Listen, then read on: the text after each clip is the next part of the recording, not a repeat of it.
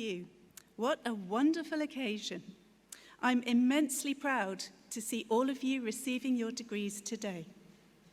When I received my doctorate in physics here in 2003, I was reflecting on a lot of things to do with my past and future, but I also remember being very focused on how I would walk up and across the stage without tripping or dropping the certificate I received. But I certainly never imagined that I would be back here today with the honour of being invited to speak to you.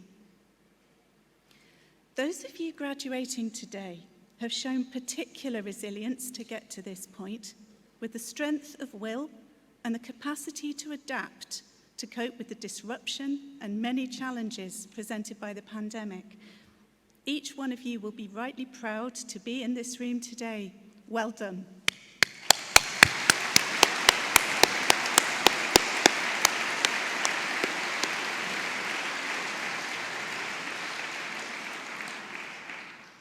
So I graduated here with a doctorate in physics 20 years ago, shaking hands with my PhD supervisor, Professor Stuart Palmer, as he was acting Vice-Chancellor at the time.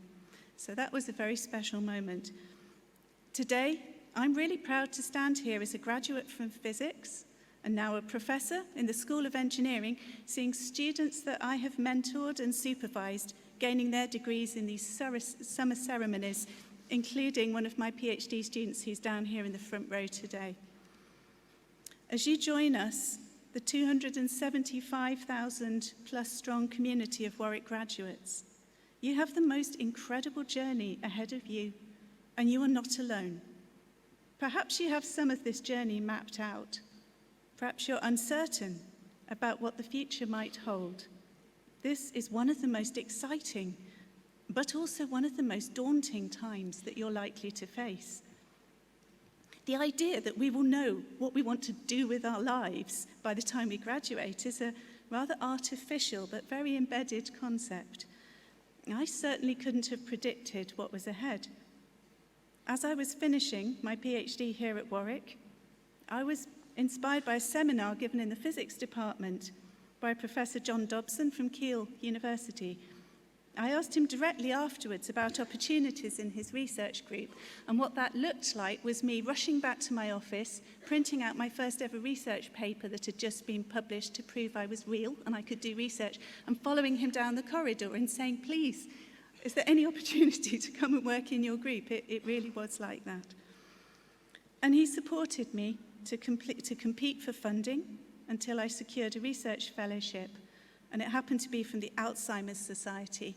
They took a chance on a physicist who knew nothing about Alzheimer's disease beyond having some analytical methods and being passionate about making a difference, and that launched my career.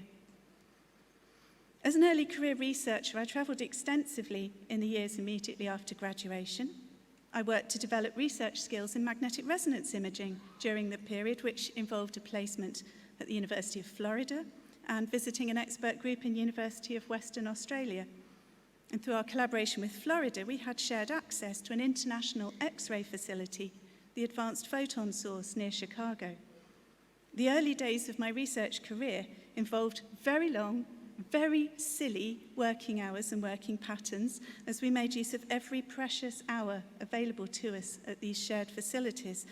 And I remain convinced that coping with technical decision-making under pressure, while very jet-lagged and working long and unpredictable shifts at a synchrotron, is surprisingly good preparation for becoming a parent. There were lots of adventures too, including hiking a section of the John Muir Trail in California and climbing Mount Whitney in heavy snow just ahead of an experiment in Chicago, canoeing in freshwater springs with alligators in central Florida. You just have to know that they know which bit the humans canoe in and which bits you really don't swim in. It works. And unknowingly bringing a large spider home in my rucksack after a visit to Rottnest Island in Australia. And for anyone who knows me, that was not a highlight.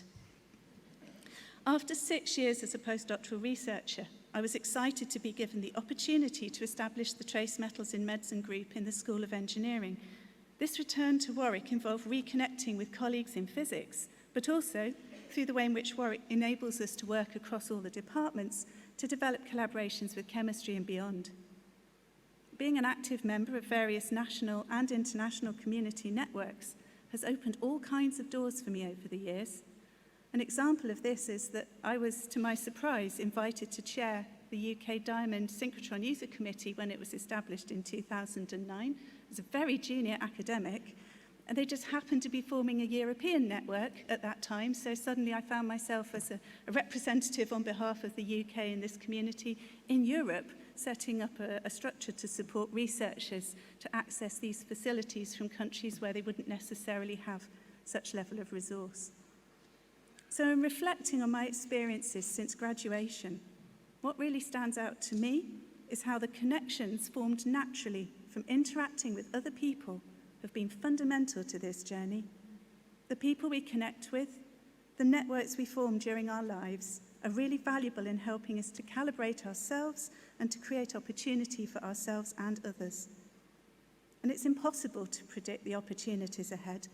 So, echoing our speaker earlier, I encourage you to stay open to them. Keep learning.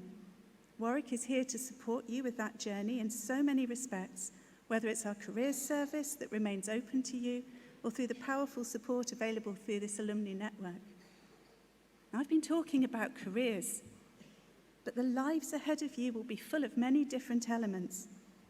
I remember at this stage, when I gave my PhD, I had a strong sense that I didn't have the option of starting my own family until I'd established my career, whatever that meant. And all I can say is there is never a perfect time, but some scenarios are easier to juggle than others. Whilst the world around us throws up innumerable challenges, I encourage you to know yourself and to work towards doing something that you love enough to look forward to each day ahead of you. Make sure you're somewhere you can thrive. And if it isn't working for you, be brave and change it. Live the life you need to for you. Challenge those ingrained barriers and expectations that are there from habit rather than sense, and be proud to be a role model for those who are to follow you. In each culture we experience, in each community that we live in, we inherit expectations, we create stereotypes. Some of you will have defied expectations of others in order to be here. Inevitably, people will make judgments about us based on what they can measure. But as individuals and communities, we have choices about whether we filter opportunities based on our perceptions of people and their circumstances, or whether we invest in genuinely understanding what it means to create equity of opportunity and to recognise talent in all its diverse forms. Your generation of graduates has choices about how it values and supports people. You are the change makers now. And there's an old saying, it takes a village to raise a child. For each of you, your support network will be different. But for the people who will have supported you on this incredible journey, your friends, your family, your teachers and colleagues, let's conclude by putting our hands together once more to thank them.